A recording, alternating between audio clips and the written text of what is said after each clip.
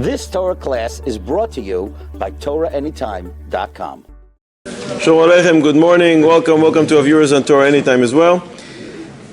We have a Mitzvah Hashem, very exciting shir with many different inyanim to speak about. Wars and donkeys and drugs and wild riddles and Shalom Bayit and weddings and punching people in their noses. And Amalekim, a lot of different things. We'll see how much time Mitzvah Hashem Kodesh Baruch Hu allows us.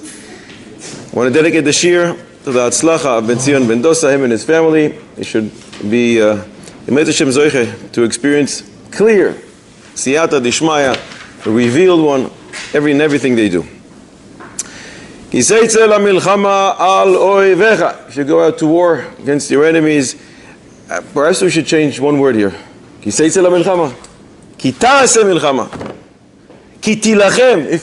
you fight, what does it mean? Tetze la milchama. Says Etz Hadas Tov. Who's Etz Hadas Tov? Reb Chaim Vital, disciple of the Arizal. Tetze la milchama. A Yid needs to know he is only going out to war. He is not fighting. HaKodesh Baruch Hu is Ish Milchama. We say every morning in Shachis, HaKodesh Baruch Hu is Baal Milchamos. He is the one fighting our wars. For that merit alone, that you know that you're only going out to war. You're doing your Ishtadlus part, but you're not fighting the war. In that merit of the bitachon in HaKodesh Baruch Hu, Unetano Hashem beyadecha, you will be victorious. It's all about having the bitachon. We are not fighting the war. We are going out to war. That's what the Etz Hadas Tov Reb Chaim Vital says, but the Agra de Kala has a different question. Why ki seitze la milchama? Ki telech la milchama. You go to war. Says the Agra de Kala, Chazal explained, and it starts in the Zohar Kodesh, that this war is referring to the war with the Yetzer Hara. As soon as ki seitze, you're going out of the Beis HaMedrash, you should know war is coming. He says it. You came out of the Beis Medrash. Get ready. You're going to have a milchama. But if you decided to stay inside the Beis HaMedrash, you wouldn't have this war. Kol oivav noiflim lefanav, language of the Gemara in Masechet Brachos. Ki says it. Oh, you went out of the Beis Medrash. What do you think? It's going to be so easy. You're going to have a picnic. Now you're going to have a war. Stay inside the Beis HaMedrash. In fact, some say, Reb Yankele Galinsky had a beautiful observation. Who goes to war? Tzaddikim or the guys who are sitting out there on the bar? Who goes out to war? Tzaddikim. What type of tzaddikim? Or the highest level tzaddikim? Who told you? How do you know? Before Gidon, in the Torah itself. The highest is a person that started the Yetzer. Last week's Pasha, Shoftim. The Shoftim stand there and they say whoever, and they give a list of things. If you have this, go back home. Even if you said one word between Yishtabach and Yoitzero, and you want to fight for us? You spoke between Tfilin Shel Yad and Tfilin Shel Rosh. You think that's a soldier? That's not a Jewish soldier. It's the highest level of tzaddikim. So if you're talking about the highest level of tzaddikim, Chazon Ish and Rambam and Rab Shimon Bar Yochai, these are the tzaddikim. These are our soldiers.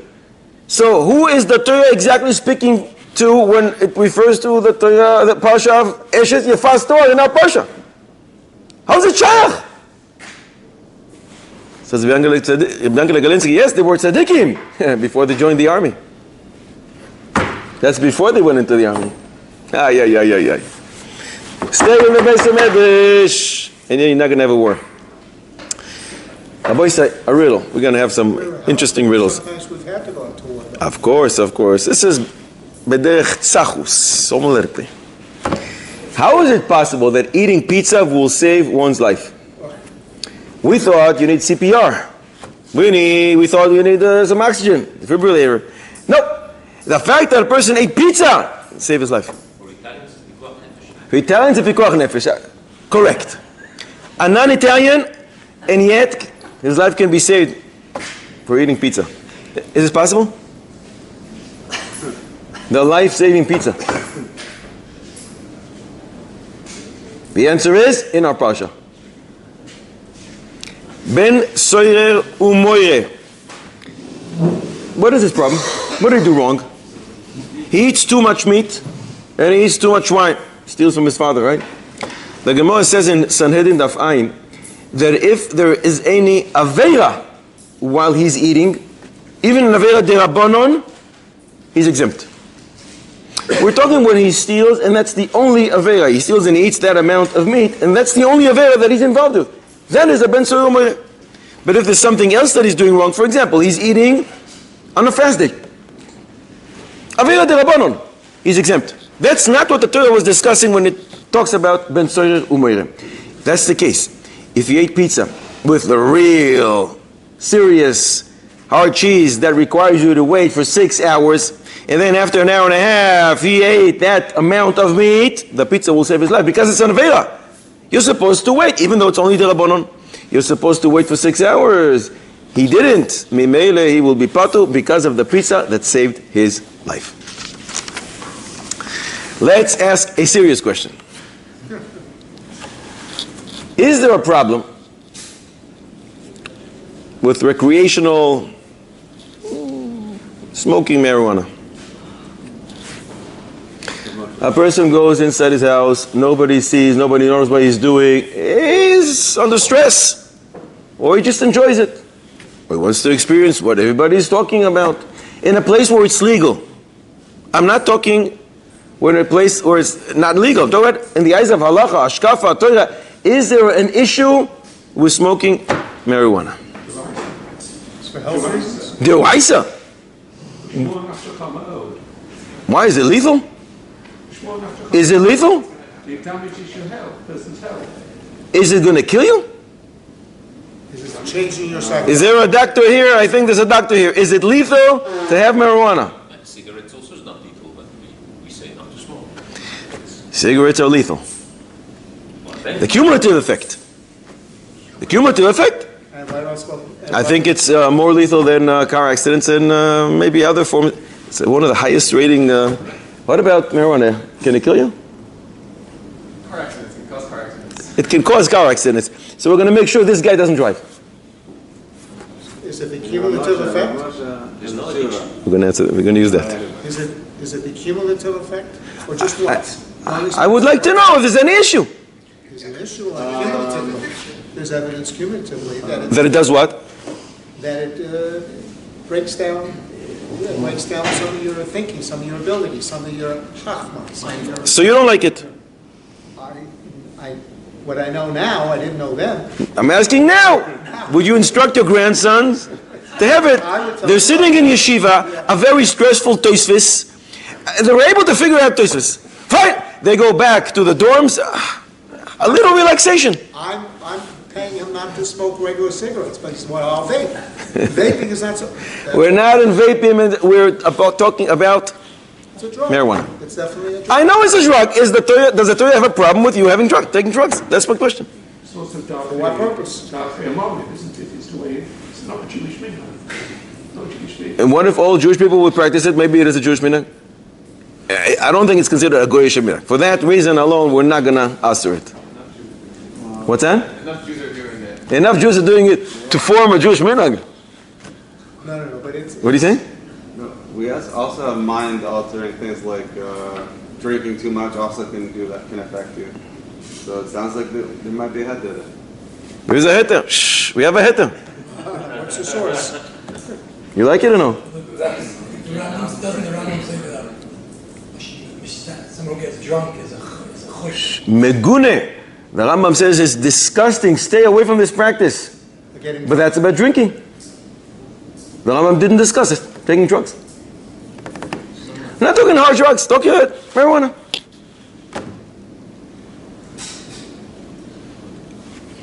You're okay with it. Because you're not jumping at me and saying, wow, chas v'shalom. You're saying it's the Raisa, which I don't know which one. Shmo nafshecha is not lethal. It's not lethal. What's not legal? You're supposed to do anything to prevent, not to then. V'nishmatem me'od lenafshosechem. Watch yourselves. Don't do things which are dangerous. This lichoira is not dangerous. No, but we know people that aren't underneath with these drugs. They do all sorts of crimes, horrible things. No, I don't think marijuana. We're talking specifically about marijuana. I don't think it's lethal, don't think it's dangerous, people don't do crazy things. We'll make sure the guy stays at home. And in fact, he'll say, you know what, I'm going to use it, take the key, so I won't be able to get out of the house. Lock me up. How much? If How much are you planning on smoking tonight? Why? He smokes enough. It's smart. It's shop the next morning. I think he's davening, but he's not. He's gonna be punched for mitzvah. He thinks he's davening, but he's not. It's a good point. if the drug is helping symptoms that he may have. No, I'm not talking for medicinal purposes. I'm talking about a guy who's 100% healthy, but he wants to experience what everybody talks about. He wants to feel You mean a little less stressed. He has peer pressure? Is that what you're saying? He has stress Peer pressure? He hasn't smoked. in the yeshiva. So he wants to release the stress. Stay away from The rabbi yelled at him today. He didn't understand the Tosfos for 4 hours. He was trying to break his head. Nebuch, and that's going to help him understand it? He thinks it will. I don't know. Maybe not to understand. He's going to help him feel a little better today. Tomorrow he's going to come back with a vengeance. And when someone else, when he smashes his car and his finger in the door, he goes show smoke because He wants to. He wants to know if it's okay or not, if the Torah allows it or not. for those reasons I would say no. You would say no for a reason, a halachic reason. The reason is if you're being pressured, peer pressure, you have your own standards. You have your standards that you have to uphold. You have to understand. Why do people go on vacation? Because they. Release some tension. He's releasing some tension, staying home instead of spending a lot of money and time. He only goes for 2, 3, 4, 5, 6 hours, staying at home. That's why we have Shabbos every week. But this is a question for Monday. He can't wait until Shabbos. Isn't that addictive? I mean, if it's addictive, then... Is it addictive? The question is... I don't think it's addictive. It's not. No. We're talking about marijuana. I have no answer. Psychologically, it's addictive because you want to experience more of that pleasure plane that you were on. But technically speaking, the drug itself doesn't cause something in your body like nicotine, which is really addictive. I think the Torah. Am I correct? It's reverse tolerance. Reverse tolerance. The more they use it, the less they need to. I think the Torah would not usher. There's nothing usher with getting hana from certain substances in the world, but you need just a certain So don't go crazy. Yeah. Chiddush. Before we said yes, now you're saying you're modifying it. Yes, but don't go crazy. Let's see what Reb Moshe has to say about smoking marijuana. Reb Moshe, Nigos Moshe. In Yoredei Chelek Gimel and Simen Lamed Hey, he discusses just that. I heard that some people in the yeshiva are starting to smoke marijuana. So he was asked, what do you think about this? And he goes to town on this. Listen what he does with this. First of all, it's pashut that it's asu from some major principles in Torah. And they are, the first thing, you're destroying your body. And even if you'll tell me some people are strong and it doesn't affect their body, fine, it's something worse than affecting your body. And that is damaging your das. Because when you do, you can't learn on the highest level that you were able to 5 minutes before without the drug. What is life without Torah? So this lichora would only apply to men, not to women, because they're not obligated to learn Torah. But then he continues and says, and let's say somehow it didn't, but it will change the way you're davening, exactly what you said before. You think you're davening, you're not davening. You're in autopilot mode. You're doing mitzvahs as a robot. And HaKadosh Baruch Hu doesn't need robots to do his mitzvahs. You can stand and shake a lulav from here till tomorrow. If you're doing it without kavanah, it's as if you didn't do anything. That's the language he says. It's ke'ilu lo kimam, as if you didn't fulfill the mitzvah. HaKadosh Baruch Hu wants human beings who understand what they're doing, not the person who's floating somewhere in the air. So first of all, he says because of this is terrible, this is wrong, it's awesome. Second of all, he says, and this is the Chiddush, and that's why I'm bringing it today in this Pasha. You're creating in yourself a great desire. And this goes under the umbrella of Ben Seir U'Moireh. What does Ben Seir U'Moireh do? He goes after the desire of eating. So Moshe says, eating is a very natural desire. We all do. Every few hours we eat a little more. That's very natural. And you need it to live. The body breaks down the food, shuttles the nutrients where they need it to go. It's great. But he takes that, or not chop, and he's only eating kosher. And the Torah doesn't like it. Because you're taking the natural desire and you're doing something wrong with it. How much more so, he says, Kal v'chomer, when you're taking something upon yourself which you don't really need to survive. You don't need those drugs. You're creating a new desire in yourself for something you don't need. It's worse than the taiva of ben soyer u'moireh. So he says it's true that it's only a kal v'chomer, and therefore, technically speaking, we can't give lashes because of a kal v'chomer. But you should know it's worse, and a person who does this definitely transgressed the negative commandment that the Torah discusses in our parsha, ben soyer u'moireh. Mamish achidish. Sanhedrin Samech Amud Beis he brings. The Gemara says, why does the Torah doesn't like this kid doing what he's doing? Because what happens when there is no more meat and wine in his father's house? He's going to stand on the corner of the street and start stealing. And then he's going to kill. He needs the money. He needs that meat. When you want something, then again, you don't need. You're creating this desire to have something. And if you don't have it, you're going to go, just like the Ben Soyer U'moireh, and steal from people and potentially kill people in order to obtain that which you want. Not because it's addictive. Because you're creating a desire for something you don't need. It's unbelievable. It's not enough. So he says, the Torah in Parshas Kedoshim says, Kedoshim tihiyu. And the Ramban explains, Kadesh es atzmecha b'mutar lach. Sanctify yourself with what you are permitted. In other words, do not become a naval b'rshus haTorah. Don't become a villain with permission. It's only kosher. I eat meat 3, sometimes 4, sometimes 5 times a day. Highest level kashrus. Kashrus. 5 kilos every single time I eat. That's a naval. But it's with permission. Naval b'rshus haTorah. The Torah wants you to sanctify yourself even with those things permitted to you. This is exactly the opposite. And therefore, he continues and he says, what about the parents of the guys who are smoking? Are they happy about it? They're so upset. You're transgressing kibud avehem. So no matter where you look at it, he's closing all the doors. Says Moshe, Sof Davar. It is clear that this includes many other isurim, severe ones. He doesn't tell us what they are. He says, but if you don't like what I said, it's not enough for you. It causes many other isurim chamurim, severe ones, and you must try to remove this impurity from Klal Yisrael, and especially from the Bachurim sitting in yeshiva and learning. Rabbi, can I contribute to you publish that what you just said? I don't need to. Reb Moshe already did that for you. No. It should be distributed. I have a great idea. Okay. Go to Torah anytime, or to my site, Torah24-7.com. Cut this little piece, a few minutes, spread it all over the world, and instead of publishing it, you'll have it in a different way. Definitely should be done. Okay? 100%. You're the one to do it. Or subscribe somebody who knows how to do it. All right. Since we're on the subject of drugs, this was just a hakdama. Serious question. Very good question. There's a Frum police officer. Very, very capable. He knows what he's doing. The police offered him recently that they want to make him an undercover agent for a drug bust. The way it's going to work, they're going to give him a lot of money. And he's going to have to start dealing with these drug dealers and acquiring their trust. It's going to take a few months.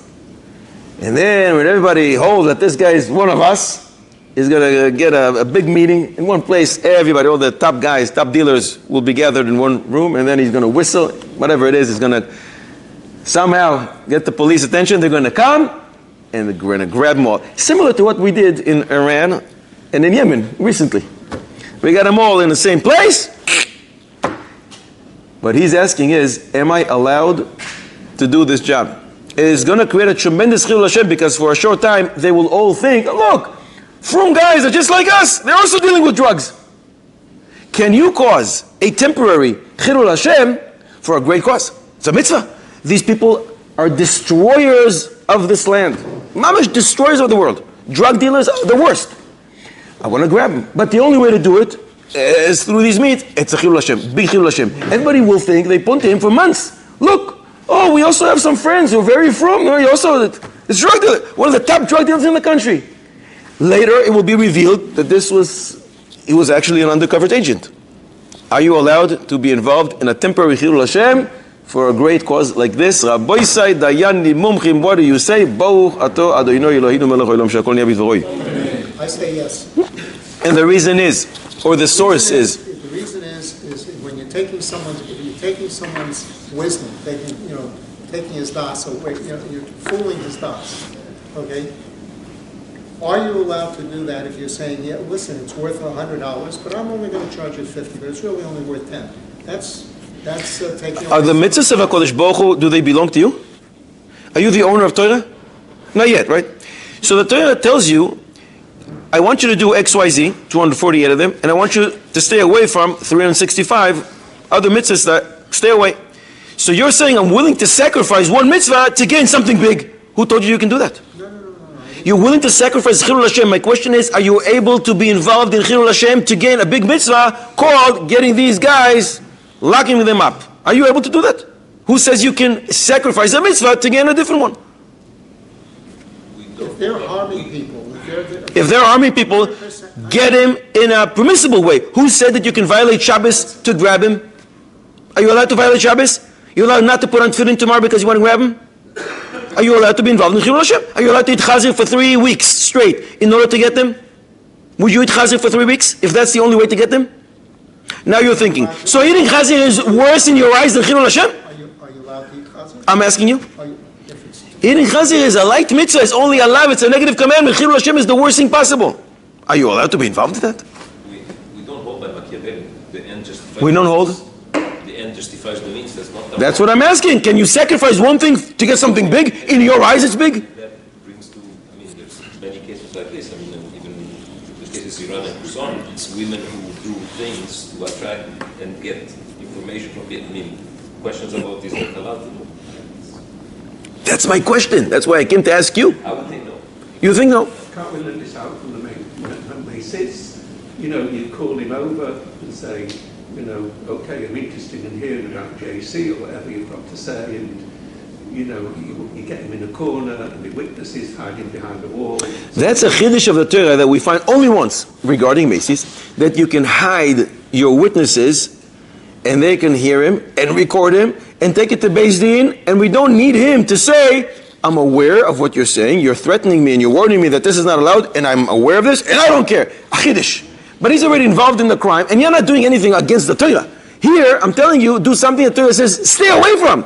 Chilul Hashem is the worst possible sin. So much so, that most sins are cleared by tshuva, by Yisurim, by Yom Kippur. And Chilul Hashem is so severe that only death comes and completes the atonement process. You see someone with a, long black coat and a binnacle hat, and he's chatting and he's friendly with this missionary, and, it might look like the Chilul Hashem to people. But it's kind No. The chiddush there is that if one comes to you and tries to seduce you to serve other gods, you're allowed to hide your witnesses.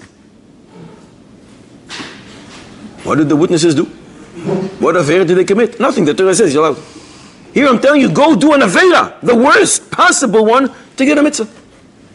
I'd say here that these guys are already involved in this issa of what they're doing. Therefore this might not be considered a Chilul Hashem because he's not going out and telling the rest of the world that he's doing this. Only these bad guys see him doing what he's doing. But So it's not Chilul Hashem. the Chilul Hashem would mean that, I see he's doing it, so it must be mutar. 50 drug dealers, They're not 50 drug dealers think now that a Haredi guy is also a drug dealer.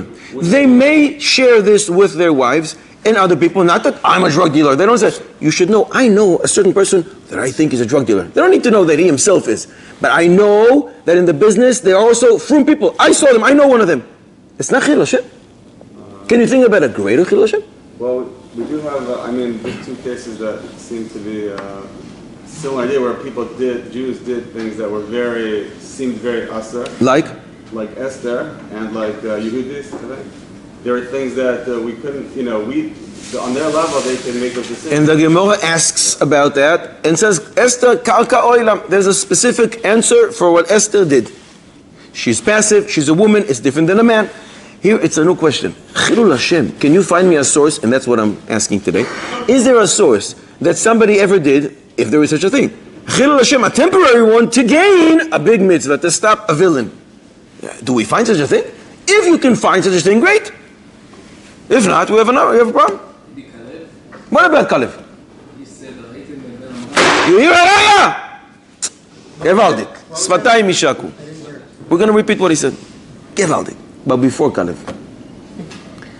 There's a Chassam Sofer, which is a very frightening Chassam Sofer. Chelek Vav in Likutim, in Simen Nuntes, the Chassam Sofer says, my whole life I was thinking that there is something that the Torah demands that we cannot fulfill. Parshas Matos, the Torah says, Ve'item nekim, be clean. Me Hashem u'mi Yisrael, be clean from the eyes of HaKadosh Baruch Hu and the eyes of Klal Yisrael.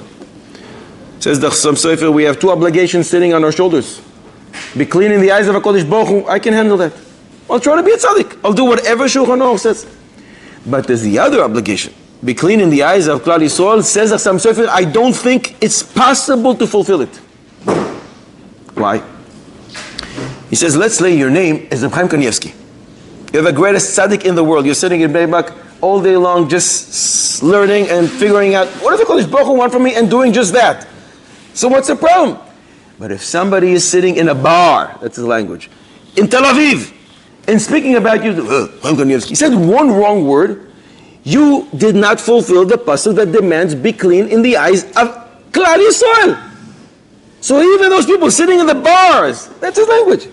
But they said one wrong thing about the tzaddik, he didn't fulfill it, and therefore he says, Ani chokech bedati, I think, my whole life, I was wondering if it's possible. He says, maybe that's the reason. Shlomo HaMelech wrote a pasuk. Ein adam tzaddik ba'aretz asher ya'aseh tov velo yecheta. No one is perfect. Why not? Why not? He tries to be perfect. He's only with the Kodesh Baruch Hu. What's the problem? Because if someone once spoke about you, you're not perfect. Mamish unbelievable. So according to that, maybe we have a problem. These people are going to speak about you. But there's a Sefer Hasidim. It comes a little before the Chassam Sofer, and in Simen Tafresh Chav Vav he says, when the Torah demands, be clean from the eyes of U'me Yisrael, why doesn't it say, Ve'itim neki me Hashem ve'Yisrael? It says ve'Hashem U'me Yisrael. Me Yisrael means not from the entire nation, only from the tzaddikim. There's a Meshigene who wants to speak about the tzaddik, so I have to worry about that? You don't have to worry about it. Because even if I'll try to convince him, he won't be convinced. Leave him alone. He can say whatever he wants, and you are fine. Similarly, writes the Shoresh Yishai, and that is Reb Shlomo Alkabetz. We're going to sing his song tonight, and that is Lecha Doidi. He wrote a sefer about Megillas Rus called Shoresh Yishai, page 121, I believe. He writes similar to the Sefer Hasidim, and he says this obligation is only about normal people. Ma'aminim, not Mishiganis. I don't have to worry about that. So, fine. We're talking about drug dealers. But the raya that you wanted to bring is Kalev. When Kalev comes back from the mission, together with Yeshua, so the 10 bad spies said terrible things about Moshe Rabbeinu, said about the land. It's terrible. It's crazy to go there. The pasuk says, and Kalev hushed the people. Shh! Silence! Silence!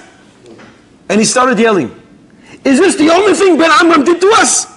Why are you calling him Ben Amram? Call him Rabbi Moshe. What's Ben Amram? It's a derogatory term. He was doing this in order to get their attention. Oh, he's going to give us some more juicy Lashon Hara about Moshe Rabbeinu. Let's hear it. Everybody was silent. And then he said, wait a second. He split the sea for us. Didn't he bring us the man? The guy is a tzaddik. He knows what he's doing. So he caused the temporary Chilul Hashem, speaking terribly about Ben Amram, Moshe Rabbeinu, making them think, oh, he has some serious stuff to say about Moshe Rabbeinu. Terrible stuff. You see that you're able to do a temporary Chilul Hashem to gain a big mitzvah. Givaldik raya. Is there another raya? Yes, there is. In the Navi Melachim Beis, we learn about Yehu. Yehu was commanded to eradicate the house of Achav, idol worshippers. He had a little trick. What did he do? He said, listen guys, he gathered all the Nevi'im of the Baal, the prophets of the Avodah Zarah, and he says, look, Achav worshipped Avodah Zarah a little. Yehu, myself, oh, I'm going to serve him a lot. He says, oh, he's one of us. He did this in order to gather all the Nevi Baal in one place, just like we did in Yemen and in Iran, to be able to destroy them at once. And that's what happened.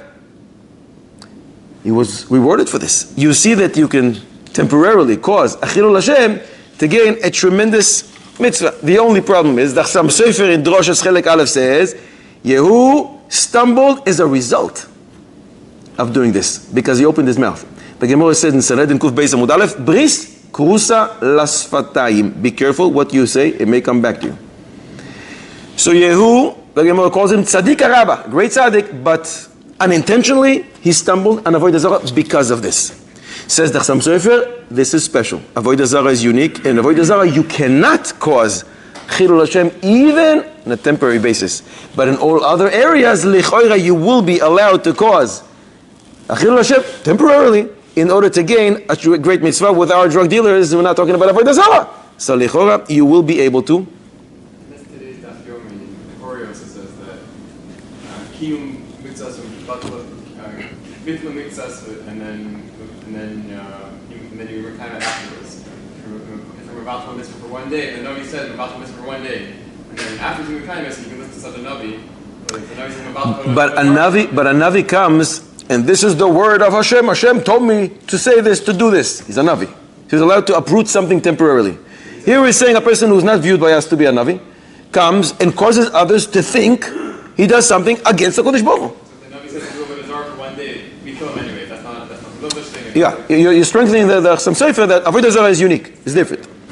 We find another example in Sanhedrin Pei Beis Amud Beis. Pinchas wants to come and take care of Zimri. But who's going to let him in? Zimri is the prince of the tribe of Shimon. So what did Pinchas say?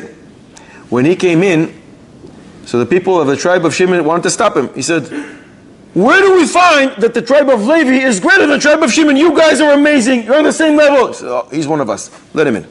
And then he goes in and he does what he does and he kills Zimri. You see that you're allowed to cause a temporary Chilul Hashem in order to gain a great mitzvah to stop a villain. So Lichoira, in our case as well, he will be able to become an undercover agent to stop these drug dealers. In this parsha we learn about the Chiyuv of Hashava Saveda. So in those cases, they just said one sentence or something. It's not that they doesn't make a difference. You cause millions of people to believe it's a Chilul Hashem that you're doing something against the Kodesh Baruch Hu. You're going to speak Lashon Hara about Moshe Rabbeinu. You're going to be involved in something. The Kodesh Baruch Hu says no. Levi are greater than Shimon. Says yeah, Shimon the same thing like Levi.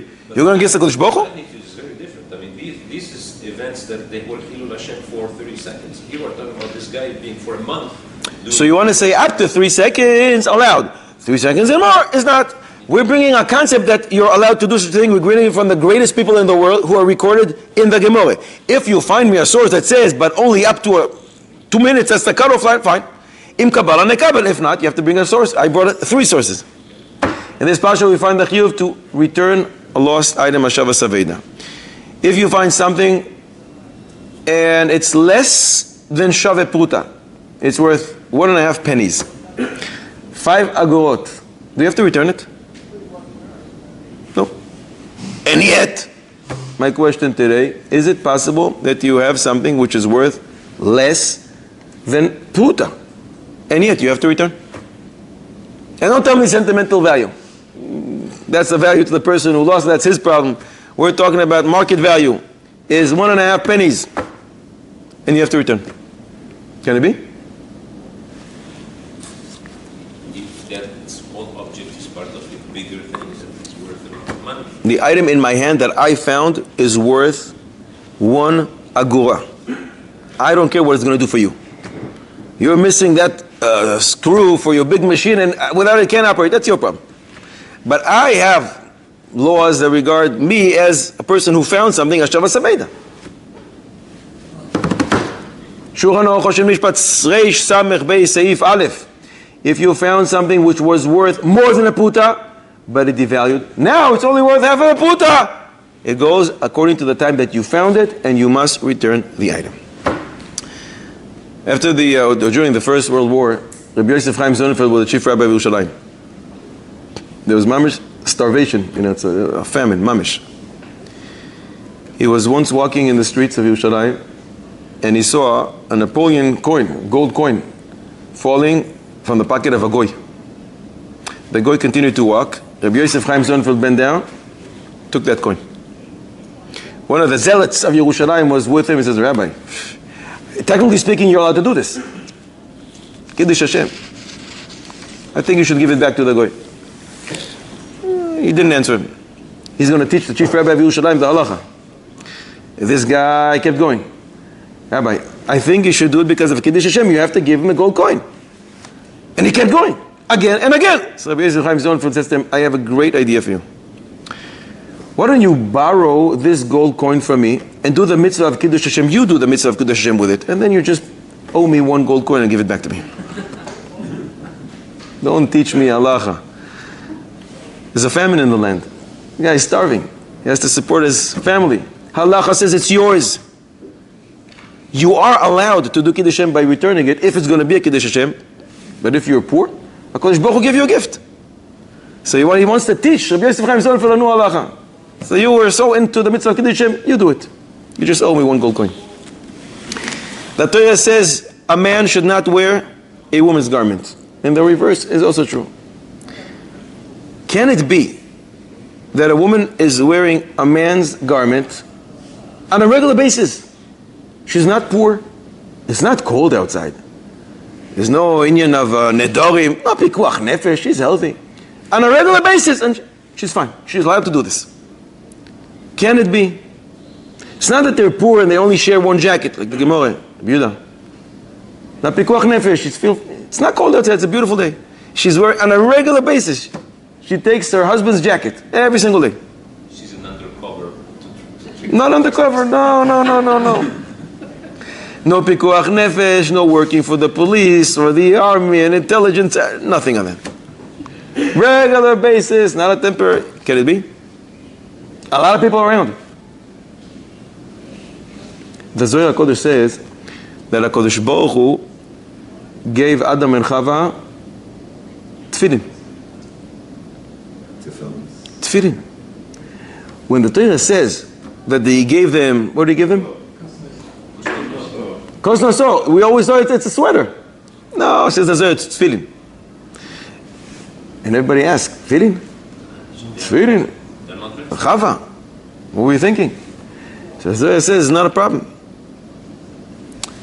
When are you not allowed to do this? When there's people around. Because the reasoning for this is, the woman may go around among men, she's dressed like a man, and it's going to cause improper behavior. But when Chava and Adam are around, there's no one around. There's no problem. I'm asking when everybody's going to see this woman. And yet she's allowed to.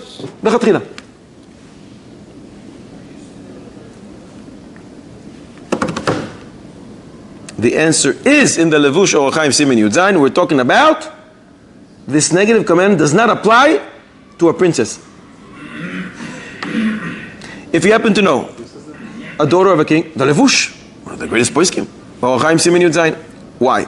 He says that's the reason Chachamim didn't protest Michal Bas Shaul when she put on tefillin. She's a daughter of a king. A daughter of a king is not going to be around people who's going to, oh, she looks like I think she's a man. She's a princess. People stay away from her. She doesn't mingle with other people. Mimela, there's no chashash, just like Chava. There's no chashash that improper behavior is going to come about because of this behavior. Mimela, he says it doesn't apply. What's interesting is he's quoting the Gemara. It says that Chachamim didn't protest Michal Bas Shaul. But there's a machlokes Yerushalmi and Bavli. And according to the other opinion, they actually did protest. But Lemaisa the Levush, greatest poisek, and he says, if you know a princess, tell her you can start lechatchila wearing her husband's, her father, her son's jacket.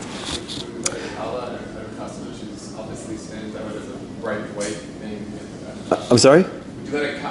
So you're saying a Kala doesn't need to wear a wedding gown anymore. She can wear her chassan's suit because no. But if she does, so nobody will be able to point out that she's the Kala. They're going to think she's the chassan. What the Levush says is a chiddush, and it's very interesting because lo darshin an taim b'dekra. What he's doing is he says, "Wait, I understand the reason for this mitzvah. It doesn't apply here, so this mitzvah doesn't apply." It's a tremendous chiddush. So the Levush can do it, we can't. But based on this, yeah. Towards the end of the pasuk, says, "Don't have a man wearing a woman's garment." Perek Chav Beis, that's more in the middle. Perek Chav Beis, pasuk Hey. Based on that, listen to the biggest chiddush you ever heard in your life. And it comes from Rabbi Yonasan Eibshitz. Yaros Dvash, in Chelek Aleph, Drush Tesvav. We all say in the morning a series of brachos called Birkos HaShachar. One of them is, Baruch Ata Hashem, Shelo Asani Isha. Who shouldn't say it? No, man, is there a man that should not say it? Listen to a language of innocent knife sheets. Woe, oi, woe to the people who are saying it. It's a bracha and blessing. Lashav atem mevarchim kol yom baruch shelo asani isha. It's in vain that you're saying this bracha. Who is talking to? Ki ma yohil gever. What's the benefit of a person who says this? If he wears a woman's garment, but he doesn't. How is he wearing a woman's garment? Ledaber shtus v'sichos nashim.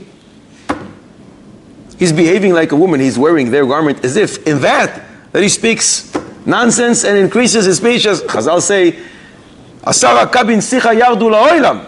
Tisha kabin natlu nashim. And one is reserved for men.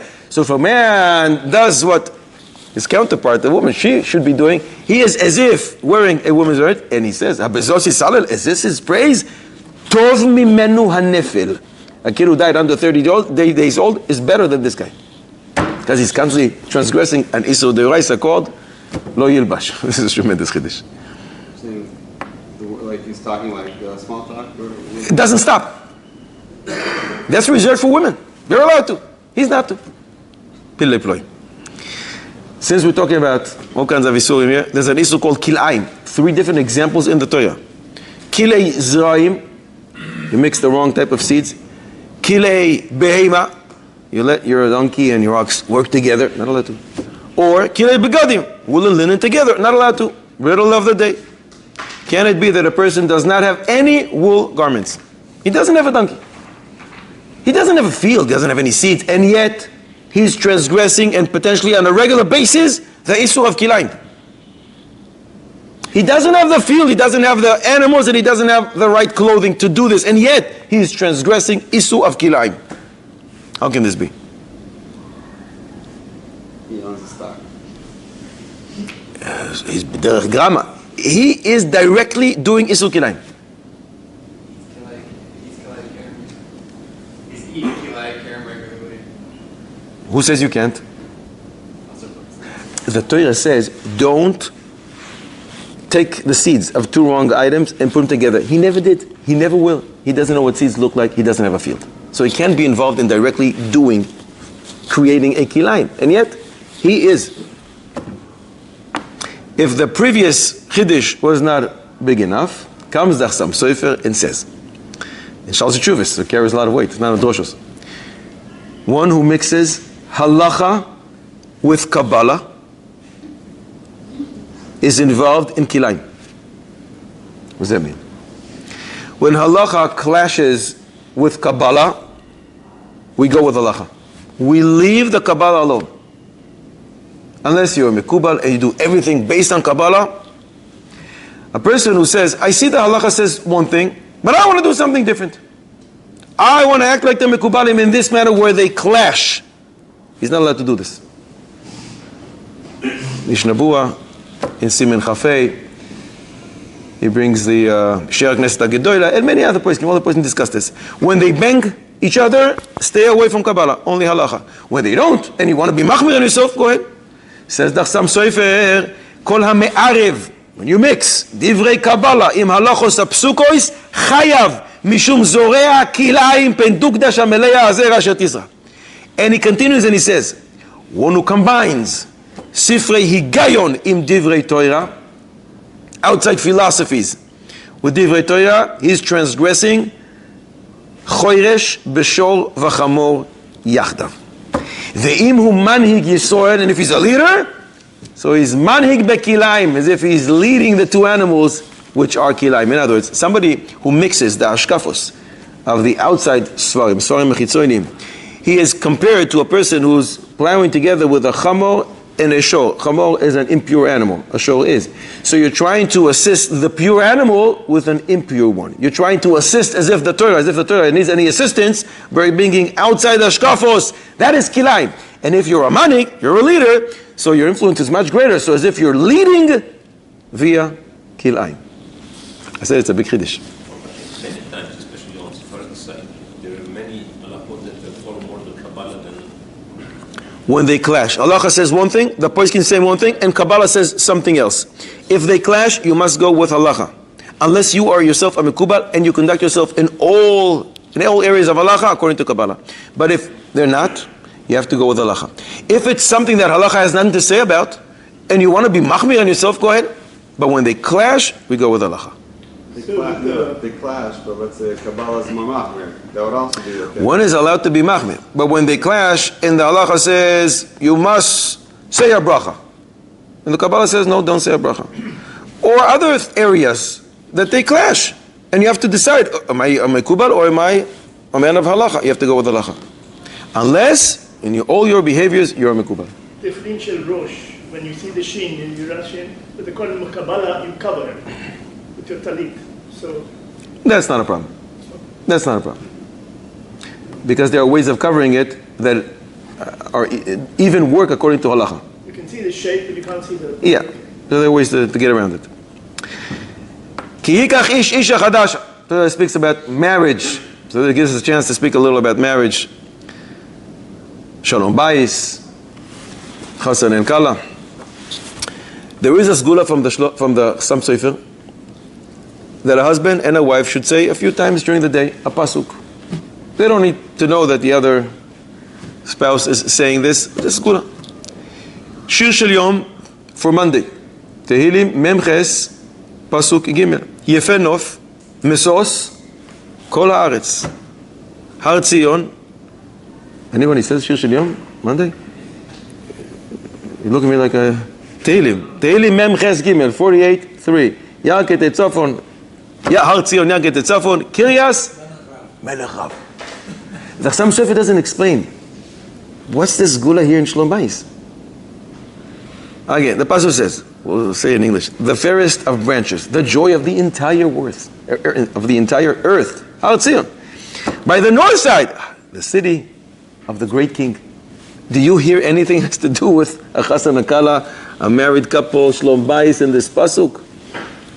It's a sgula from the Sam Sofer. So first of all, sgula from the Sofer that doesn't cost any money, I think you should try. What does it say? To say it. But maybe, to understand the Sam Sofer, he doesn't explain. So I tried to break my head. What is he trying to say? Rashi explains on this pasuk, the Radak as well. This is talking about Yerushalayim, which is Mesos Kol Haaretz. Yefei Nof, it's the most beautiful city. What is Yarketei Tzafon? That refers to the Mizbeach. The Mizbeach was in the Tzafon. That's where you shecht the Korban Chatas. A person was sad. Yesterday he sinned. He comes to Beis HaMikdash. He brings the Korban Chatas, and his sins are atoned for, and now he is happy. What do a husband and wife need to do on a regular basis?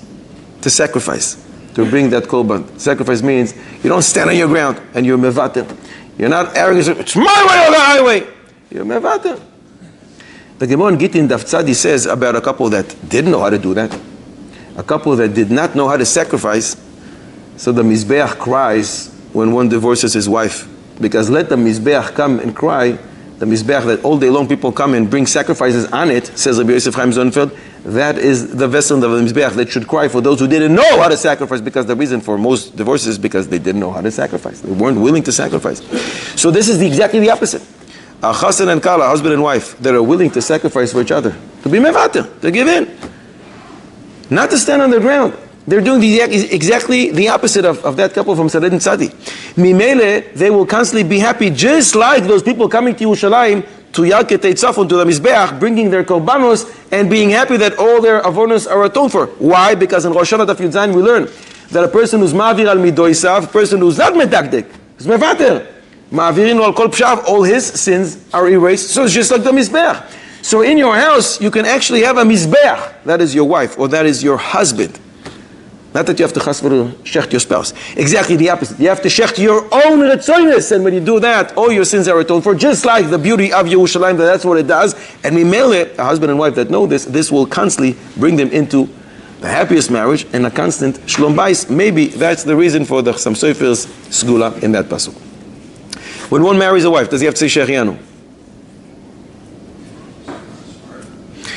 The Sfarim say on the wife or say on the talis? And talis. What do you need the talis for? They have the wife in mind. Shulchan Aruch in Reish Chaf Gimel and in Or Chaim Seif Gimel says, if you buy a new suit, do you say Shechianu? Yeah. You buy a new vessel, you say Shechianu? Yeah. Even if it's used. By you, it's new and it's important. It gives you simcha, you say Shechianu. A wife? How much more so you should say Shechianu? So why is it we don't say Shechianu? Hopefully you got the right wife. It should give you much more simcha than a suit that wears and tears. How long are you going to keep the suit? Oh, a suit, you got to say Shechianu. What's up with that? A suit fits, and the wife fits even better. For 120 years at least. So no Shechianu there? You want Shalom Bayit? I want Shalom Bayit. You don't make it. Say Shechianu, you'll have Shalom Bayit. Don't say Shechianu with your things. Am I not more important than that suit you bought? I heard you saying Shechianu with all the kavanos you put. You went to the mikveh 3 times before, you put your shtaimel on.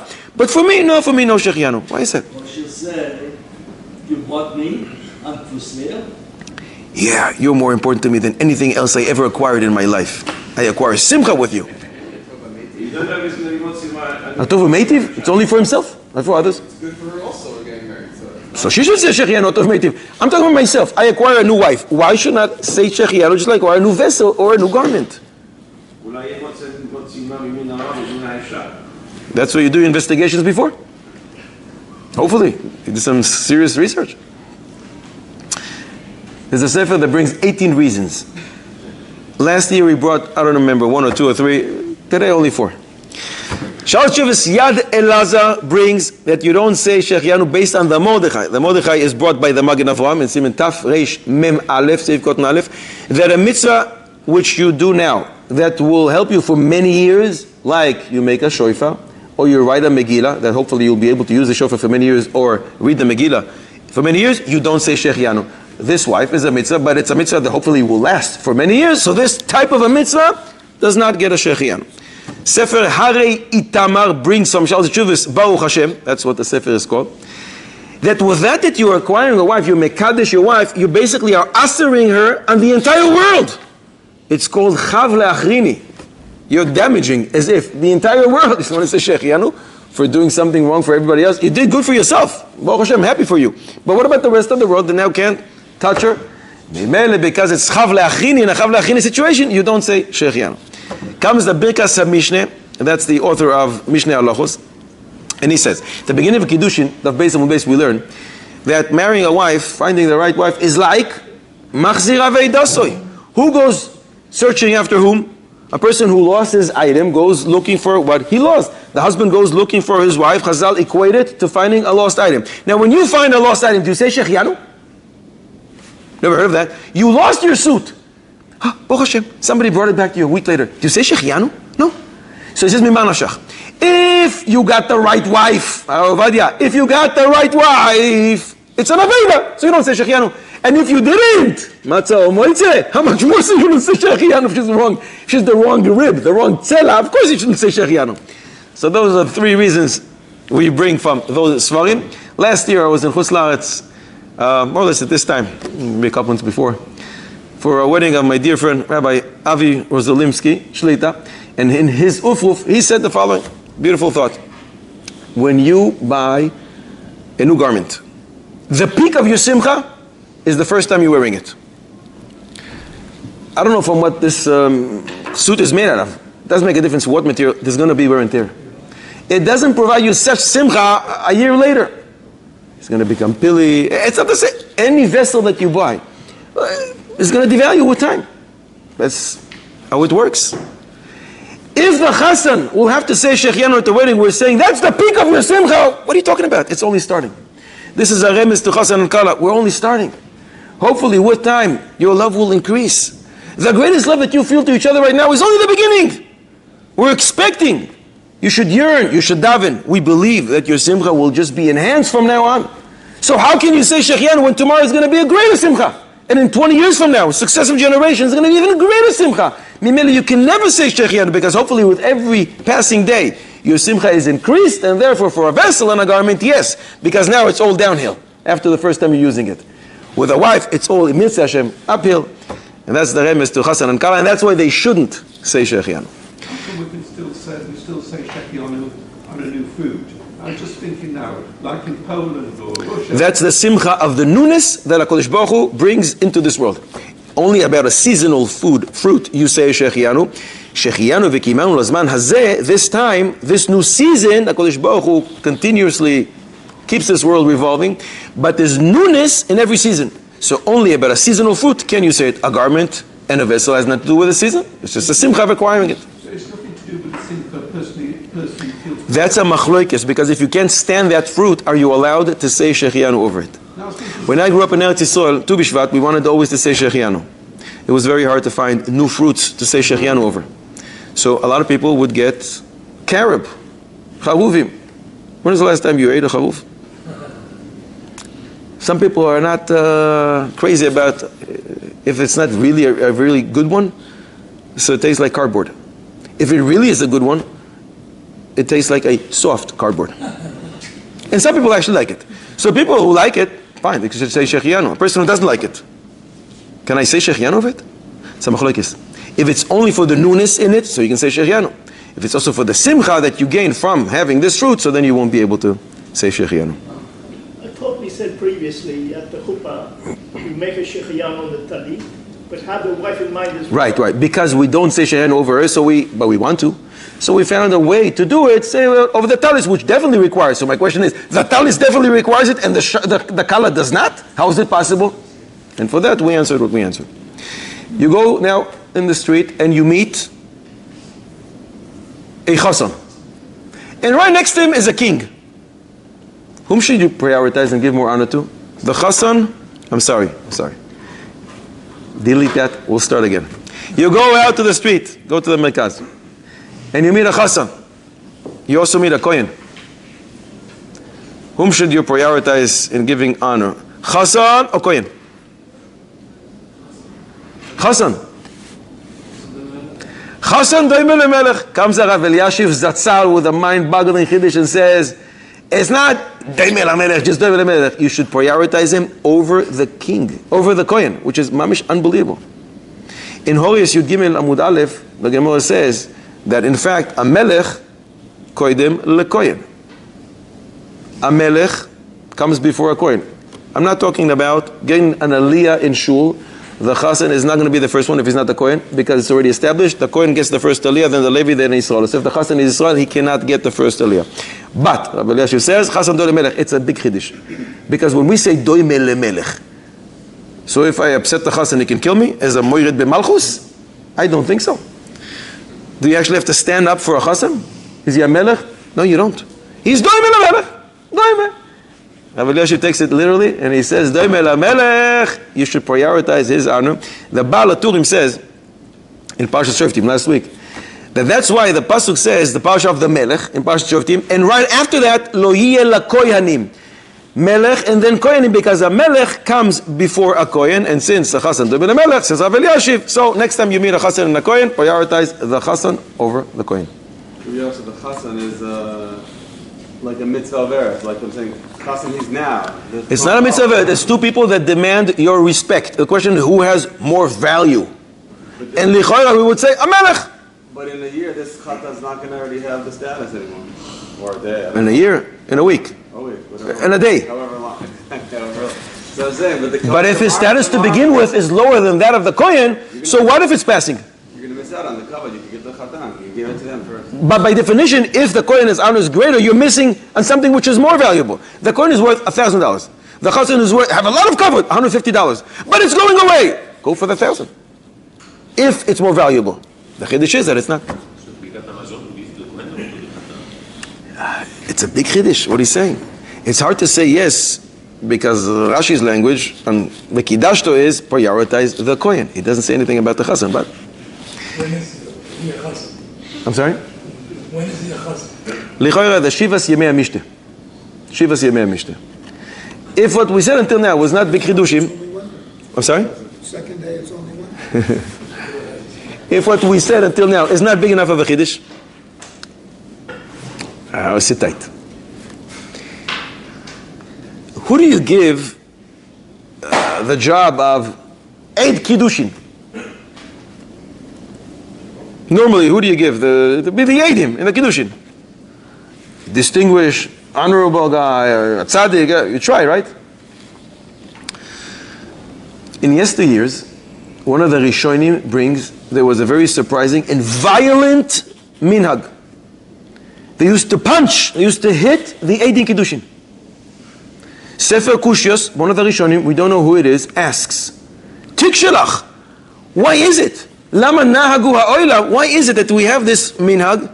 Lehakos ha'edim bish'as ha'kiddushin. Why do we hit the edim at the time of kiddushin? He says, I'll tell you why. Because the Gemara says we learn kicha kicha. There's a gzeira shava from kicha kicha to kiddushin from Ephron. What is kicha in Gematria?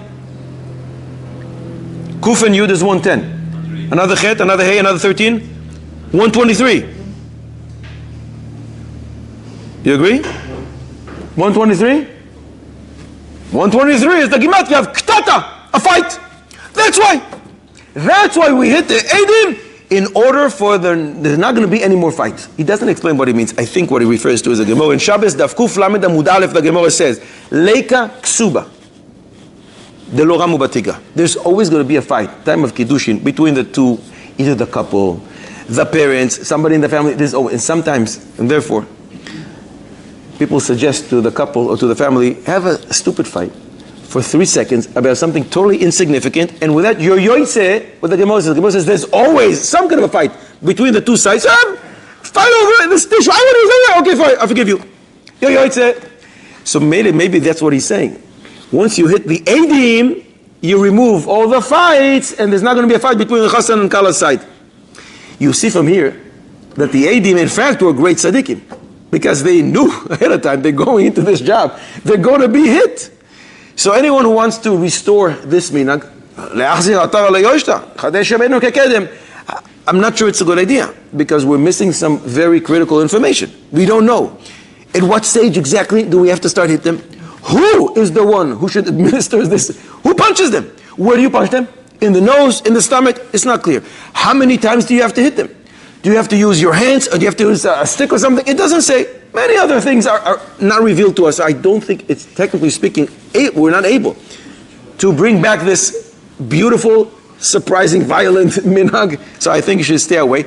It could be for a different reason. There's a minhag, many Rishonim bring, the Kolbo and the Meiri, the Ochos Chaim, and it's Paskin and Shulchan Aruch, Even HaEzer. I'm sorry, Or Chaim, in Siman Taf Reish Zayin, that the Eidim should be meharher b'tshuva before they engage in their job. So Mele, the Shulchan Aruch Paskins that are Yom Kippur, you get Malkos. There's a minhag that people take Malkos, not very, very seriously, just a sample of the Malkos to awaken one to do tshuva. Maybe that's why you hit the Eidim just before to awaken them to do tshuva. Maybe that's the reason for this surprising minhag that I think, Baruch Hashem, that is no longer practiced. How can you have a minhag that contradicts halacha? Because we say if you raise your hand against your neighbor, you consider the washer. What if a person says, hit me and I'm oichel you? Gemara Baba Kama. Yam shel Shloimo. Lichorah be okay. So the Ed knows that he's going to be hit. It's as if he's saying, come on, go for it. Rabbi Isai, can you praise a woman for her beauty? We're all going to sing tonight. No?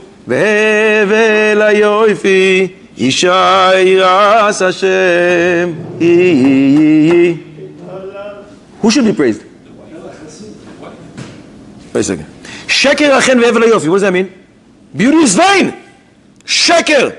Can you praise a woman and say, she is gorgeous?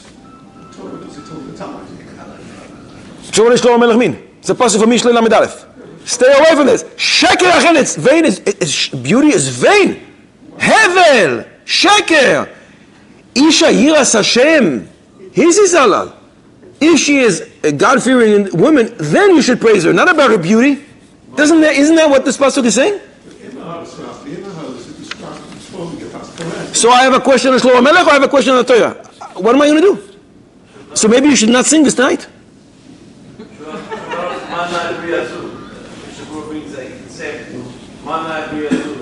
So what do you mean on Friday night when you sing Sheker achen ve'evel hayofi? Only Isha yiras Hashem hiti salam. What does it mean? Today is a lot of chidushim. It is only the yofi, it's sheker. But if she is... Is that what the pasuk is saying? Is that what the pasuk is saying? Is that what the pasuk is saying? Pasuk seems to be saying the opposite. Sheker achen ve'evel hayofi, period. Oh, you want to praise a woman? Isha yiras Hashem hiti salam. Praise about her. Midos. But yiras Hashem.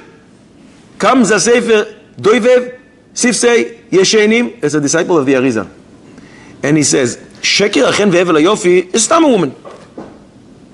But if she isha yiras Hashem, so he sees Salal, you can praise her for her beauty, because she's not going to cause others to stumble with her beauty.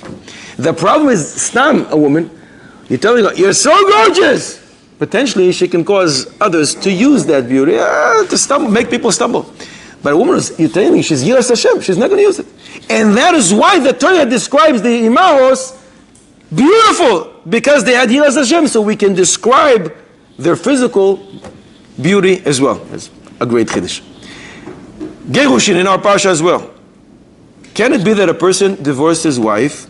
He's not a kohen, and he can't remarry her, even though she wasn't married in the interim.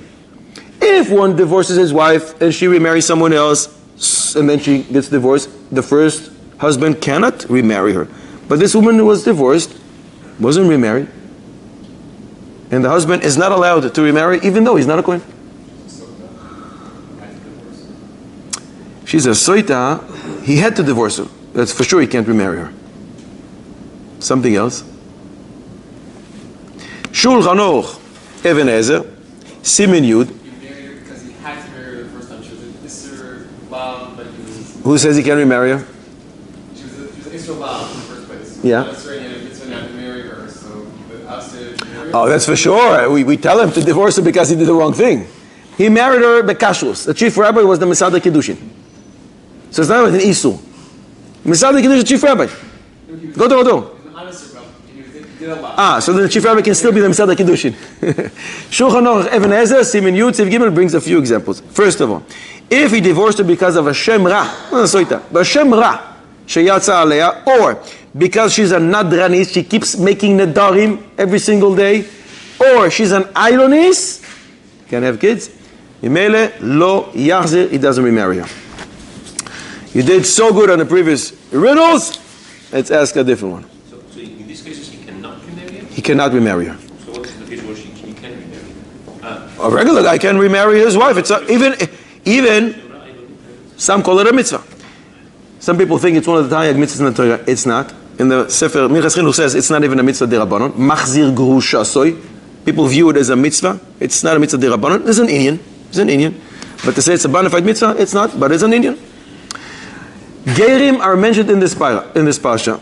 Lo tate mishpat ger yaso, lo tesav mitzri ki ger hayisa be'arzo. We are commanded many times to love the convert. How many times are we commanded that? 36. The Gemara in Bab Metzia Nuntes Amud Beis says 36 times. Ve'amrila, and some say, in the same Gemara, 46 times. So you're commanded to love the convert. And my riddle is, can it be that there's a ger, medabdik b'mitzvahs, the Abono Deorai say does everything with dikduk, and you're supposed to hate him. A ger, the Torah says love him. You know how many times, more so than any other mitzvah? Love him. How many times did it say, ve'ahavta l'recha kamoicha? But the ger, 36 times, 46 times. You should hate this ger. It's medabdik b'mitzvahs, all mitzvahs. Deoraisa de Rabbanon. Positive and negative. He does everything. What Shulchan Aruch says, he jumps and he does. And if his Kabbalah doesn't clash with it, he also does what Kabbalah does. He's machmir. And yet, you should hate him. Amaleki? You're so close. You're so close. About a pasuk away. He was close, now you're going further away. He was one pasuk away. Oh! What was it? The pasuk says,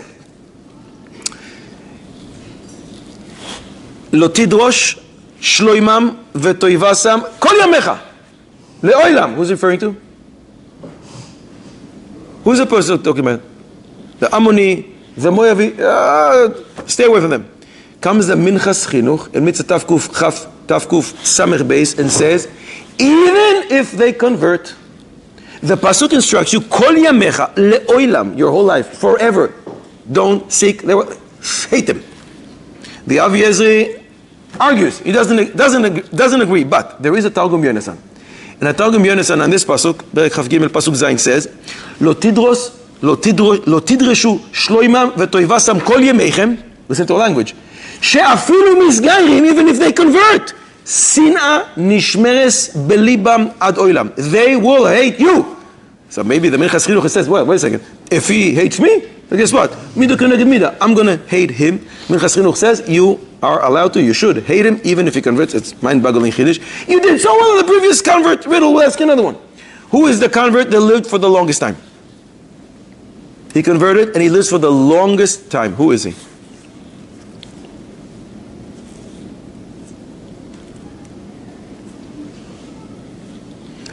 Don't think about people you know from the neighborhood. We're talking about earlier times. Yitro, you know how long he lived for? Me neither. Don't know. If you give me a source, great. Pinchas the convert. So I'm asking, who is the person who lived for the longest time? And that would not be Pinchas. Serach Basashe, she's not a convert. Not a convert. Serach Basashe probably around, or a little more than 2,000 years. We don't know to say exactly, but it's around 2,000 years. She is the record holder. Rabbi Isai, Achidish, in our Parsha. His name is not mentioned, but is alluded to. The Sifsei Kohen, the Mordechai Kohen of Tzfat, one of the disciples of the Arizal, 500 years ago, he writes like this. The pasuk says, Lo tetaev Mitzri, don't despise the Egyptian. And he asks, why is this in the singular? Mitzri? What about Mitzriyim, the Egyptians? Who are you talking about that I shouldn't despise the Egyptian? Singular. So this pasuk is talking about Paroi. Paroi, the Medrash says, converted. And he became the king of Nineveh. When the pasuk instructs you, Lo tetaev Mitzri, don't despise the Egyptian, it's talking about him. This Egyptian who became a convert, can't despise a convert, should love him. Great. So Paro is in our parsha. How old was Paro when he died? Let's do some math. I don't know exactly how old he is when Klal Yisrael come to Mitzrayim. Especially if we go with the Man de Amar and Ehu V'Nun Gimel and Soita Yud Aleph, that Melech Chadash, a new king, is actually an old king with new gezeros. So he is much older. Well, let's say he's a completely new king. Fine. So we're starting from, he's not a king when he's 1 day old. I don't know how old he is when he starts to reign. He's 20, he's 30, he's 50. But if he's, the old Paro is older than that. Fine. 480 years from the time, 210 years our forefathers are in Egypt. 40 years, they roam around in the desert. Together, 250 years. 480 years from the time that they come into Eretz Yisrael until the first Beis HaMikdash is built. Now, there are different opinions when Yoina, the Navi, prophesied. He prophesied over the city of Nineveh, that Paro is the king of Nineveh. So there are different opinions. Around 660 to 790 years to Yetzias Mitzrayim. That means if Paro is this king here, he is standing around 700 years after Yetzias Mitzrayim. He was already a king there. We don't know how long, for how many years. The man is very old. He's ancient. As a convert, I think he must be the oldest convert that we are familiar with. And since you did so good on the previous riddles, we'll ask you a new one. The Medrash Piket Rabbi Eliezer says that Paro saw Kodesh Baruch Hu when he was in the ocean, and he said, Kodesh Baruch Hu, I believe in you. Kodesh Baruch Hu says, oh, you believe in me, I'm a king, I'm going to make you a king once again. And he became the king of Nineveh. Neshama Yeseira, when do you get one? Shabbos Kodesh, a few hours, we're all going to get Neshama Yeseira. What about Yontif? No. The Ramban says yes. In Emun and Bitachon, and the Rashbam in Psochim Kuf Beis says yes, but many Rishonim say no. It's a machlokes. Fine. Can it be that a person will get a Neshama Yisera on a Monday, not Yontef? So we're staying away from the Ramban and the Rashbam. According to all opinions, it's a regular weekday. It's a Monday afternoon. Can you get a Neshama Yisera on a Monday or on a Wednesday morning? Or Tuesday or Sunday or Thursday for that purpose. Neshama Yisera on a weekday. The second neshama that we all get tonight, Shabbos, Motzei Shabbos it leaves. How can I get it back on a Tuesday afternoon? That one. The person that's stranded in the midbar and he doesn't know what day Shabbos is. A day that that's a chiddush, could be. You're sending us to Shulchan Aruch Chaim Shin Mem Dalet, where we learn that a person is stuck in the desert and he doesn't know where Shabbos is. He doesn't know. Wrecked ship, something happened. And he's by himself. So he counts 1, 2, 3, 4, 5, 6, and the 7th day for him is Shabbos. It could be a Monday. It could be, I don't know. Maybe he gets in Shabbos, I'm not sure. But I'm talking that we know for a fact it's a Monday afternoon here in Beit Shemesh. And you can get on Neshama Yisera. Neshama Yisera. A Chiddush from the Sdei Chemed. If you pay your employee on time, you're going to get the Neshama Yisera. The Sdei Chemed says this, the Yalkut Me'am Lois says it, and the Torah itself says it. Because the Torah commands you, Beyoimo titen schoro. Pay him that day. Rashi Tevos, Beyomo titen schoro, Beis, Taf, Shin, Shabbos, the letters of Shabbos. So just like on Shabbos you can get an Neshama Yisera, if you pay your employee on time, you get an Neshama Yisera. Adam Arishon worked on Friday for HaKadosh Baruch Hu. He came into the world and he started working. He plowed and he harvested, and HaKadosh Baruch Hu paid him with an Neshama Yisera before the day was over. Shabbos starts. Anybody who acts like it, HaKadosh Baruch Hu pays him Neshama Yisera. Great Chiddush. What's that? How long does it last for? Good question. And what type of Neshama Yisera is the same one from Shabbos? I don't know. According to you, Sdei Chemed, Yalkut Me'am Lois. You did so good in the previous reason. It's amazing today, and therefore we'll ask you another one. The Pasuk talks about lashes. 40 yakenu velo Yosef. There's a machlokes in Masechet Makos. Daf Chabeis Amud Aleph, Rabbi Yehuda and Chachamim. Rabbi Yehuda says, when the Torah says 40 lashes, the Torah actually means it. 40 lashes. Chachamim say no, only 39. Halacha is like Chachamim. Fine. How can it be that both, according to Rabbi Yehuda and Chachamim, a person will get the same amount of lashes? What can one be involved with, or what can he do? I mean, he transgresses something that will cause both Rabbi Yehuda and Chachamim to give the same amount of lashes. Can that be? Not medically. No, he's healthy. He's healthy. Just because of the averos. Gewaldig. Chachamim say 39. Rabbi Yehuda says 40. A person did a lot of violations. 39 of them. You know what was his 39th avera? Terrible what he did. He actually works for the Beis Din, and he is the one giving lashes to people. By the way, the Rambam says there are 207 opportunities to get lashes. 207 lav, negative commandments, that if one transgresses, he gets lav. So he had many, he chose 38. The 39th that he chose, because he works for the Beis Din and he gives lashes to people, as he gave one more patch. You're supposed to give 39, right? He gave the 40th. Now what happens? According to Rabbi Yehuda, did he do anything wrong? No. You're supposed to give 40. So how many averos does he have? 39. 39 times 40 lashes for each one of them. How many lashes is he going to get? 1560. 1560 lashes. According to Chachamim, he just did another love.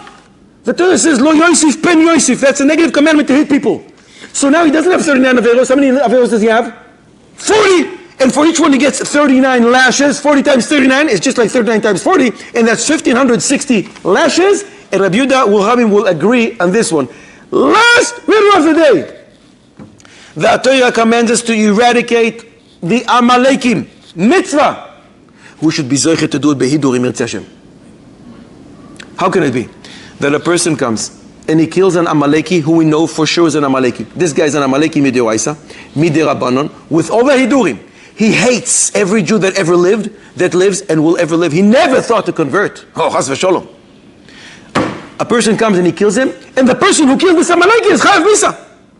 But we said it's a mitzvah. Shoygig. You didn't know. Shoygig? Baruch Hashem, he did a mitzvah b'shoygig. He didn't know. So he didn't know, but he did a mitzvah. There is one less Amaleki in this world, Baruch Hashem. And I'm saying, because this person killed him, so this person who killed is chayav misa. What about Shabbos? Get rid of all the Amalekim. A Chiddush. A goy that killed an Amaleki is chayav misa. The mitzvah to kill Amalekim is ours. We got this mitzvah. The goy only got 7 mitzvahs. It's not one of the 7 mitzvahs. And we don't say about an Amaleki that he's a gadva ktila. He's a dead man walking. He's a treifa. We don't say that. He is a Amaleki. He is alive and well, but we have a mitzvah when we meet one to get rid of him. Not today. But we have a mitzvah to eradicate all Amalek. We have the mitzvah, not a goy. Says Reb Dov Lando Shlita, this is a riddle from him. If a goy does so, he will be chayav misa. Emetz Hashem.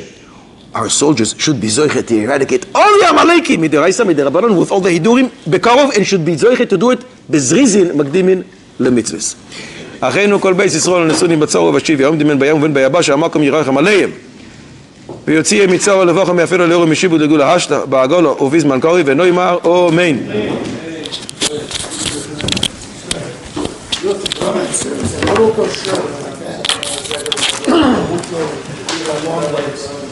Just translate the motion. Wait.